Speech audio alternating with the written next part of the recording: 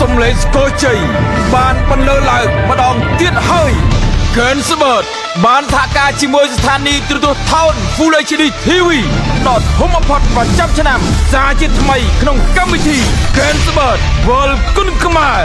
គឺជាការប្រកួតដណ្ដើមខ្សែក្រវ៉ាត់ X-Men Tournament នេះមិនមែនគ្រាន់តែជាការប្រកួតនោះទេប៉ុន្តែគឺជាការបង្ហាញពីមហិទ្ធិឫទ្ធិគុណខ្មែរទៅកាន់ពិភពលោកអ្នកប្រយុទ្ធទាំង8រូបនឹងត្រូវឆ្លងកាត់ការសាឡបងដ៏ស្មុគស្មាញបំផុតដើម្បីរកតែម្នាក់គត់ដែលរឹងមាំជាងគេតើម្ចាស់ខ្សែក្រវ៉ាត់ X-Men Tournament នឹងប្រាក់រង្វាន់ដ៏ច្រើនសន្ធឹកសន្ធាប់នឹងធ្លាក់ទៅលើដៃកីឡាកររូបណាកំពូលកីឡាករជើងខ្លាំងទាំងជាតិនិងអន្តរជាតិដែលត្រូវជួបប្រហារតតាំងគ្នាការប្រកួត X-Men Tournament ក្នុងប្រភេទទម្ងន់64គីឡូក្រាមអ្នកលេងជង្គង់ហោះកណ្ដាប់ដៃភ្លើកែងឆេះម៉ឺនមេឃាតើកំណាចជង្គង់ពឹសមកពីប្រទេសម៉ារ៉ុកហ្វីឡាលីក្រញ៉ាំខ្លាកំណាចមកពីប្រទេសបេឡារុសយ៉ាគីម៉ូមិចបេខល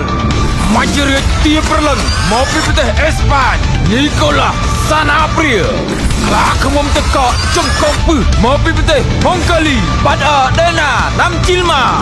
ក្រញ៉ាំនាគគ្រាកំណាចមកពីប្រទេសអូស្ត្រាលីសាន់នីម៉ាវើក្រញ៉ាំអន្ត្រីកំណាចមកពីប្រទេសអាល់សេរីអាគីឡាល់យ៉ាស៊ីន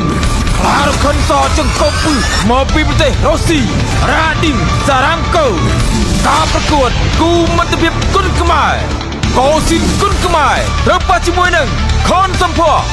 ការប្រកួតជំនួបសងសឹកអ្នកលេងកណ្ដាប់ដៃប្រឡាយកែងបំបែកប្រតិពីមាសហ៊ុនថេត្រូវជួបប្រហារតតាំងជាមួយនឹងខាសកំណាចមកពីប្រទេសបារាំងម៉ាវិនការប្រកួតគូមិត្តភាពអន្តរជាតិគុណខ្មែរអ្នកលេងរំទះជើងជុះសមុទ្រជង្គង់ទៅកែងឆេះអាមរិនហ៊ូថងត្រូវជួបប្រហារតតាំងជាមួយនឹងអ្នកលេងកណ្ដាប់ដៃមកពី